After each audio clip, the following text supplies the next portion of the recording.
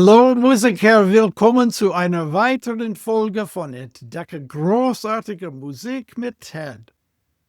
Heute machen wir einen Deep Dive in den dritten Satz von Haydns Sinfonie Nummer 45, der Abschiedssinfonie. In diesem Sinne, lasst uns die Partitur erkunden. In dieser Sinfonie ist nicht Business as usual und das gilt auch für das Menuett. Der Rhythmus wirkt aus dem Lot, die Violinen spielen weiter, nachdem alle anderen aufgehört haben, und in welcher Tonart steht das hier eigentlich?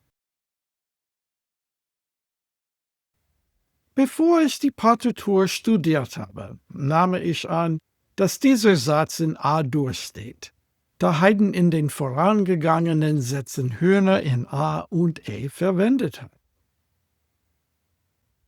Aber schaut mal hier, 2 Hörner in Fis. Dahinter steckt ein faszinierendes Stück Geschichte. Erhaltene Aufzeichnungen aus dem Esterházy-Besitz belegen, dass Haydn für seine Hornisten spezielle Krumbügel, Bögen, bestellte, um die Röhren so zu verlängern, dass sie genau einen Halbton tiefer klingen. Um diesen Satz aufzuführen, nehmen die Musiker also Hörner in G, setzen die Bügel ein und presto, Bis-Dur. Vielleicht kennt ihr die Sinfonie Nummer 46, die zur gleichen Zeit geschrieben wurde. Sie steht in der höchst ungewöhnlichen Tonart H-Dur. Haydn nutzte dort denselben Kniff und verwendete Krumbügel, um Hörner in C-Alto nach H umzustimmen. In dieser Sinfonie hatte er so viel Spaß an der Sonorität dieser Höhen, dass er mitten im 4. Satz innehält, um eine Passage aus dem 3. zu wiederholen, in der die Hörner eine Skala in ihrem höchsten Register spielen.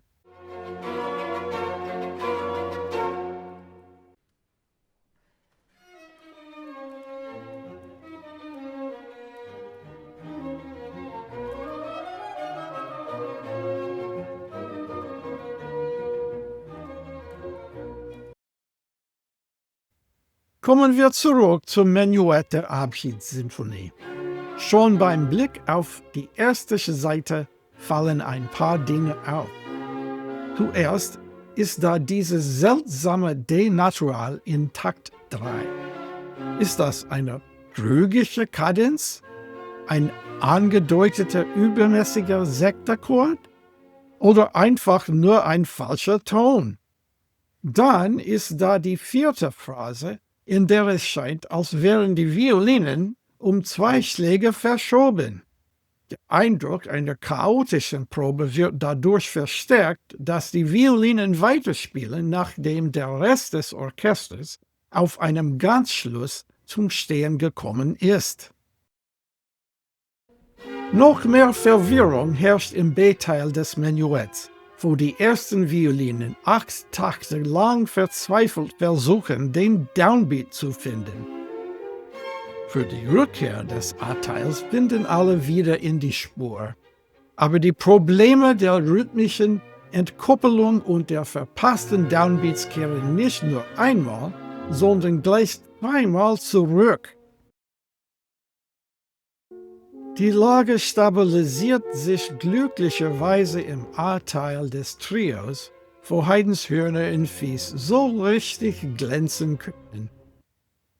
Die Hörner zeigen ihr Können auch im B-Teil des Trios, der aus 8 Takten einfacher Harmonik in Fis-Dur besteht. Doch darauf folgt eine überraschende Wiederholung in Fis-Moll mit den Oboen, gefolgt von einem Wechsel zwischen Forte und Piano, bevor das Ganze in Fis-Dur endet. Bei der Rückkehr des A-Teils verdoppeln die Oboen die Hörner, was einen wunderbar süßen Klang erzeugt.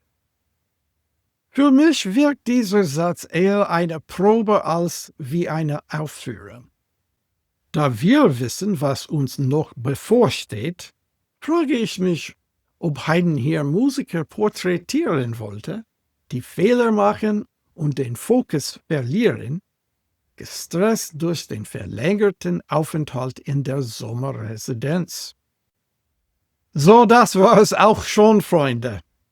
Bleibt dran für das nächste Video, in dem wir den letzten Satz und den berühmten Streich studieren, der dieser Sinfonie ihren Namen als Abschiedssinfonie gegeben hat. Danke fürs Zuschauen. Bis zum nächsten Mal. Tschüss.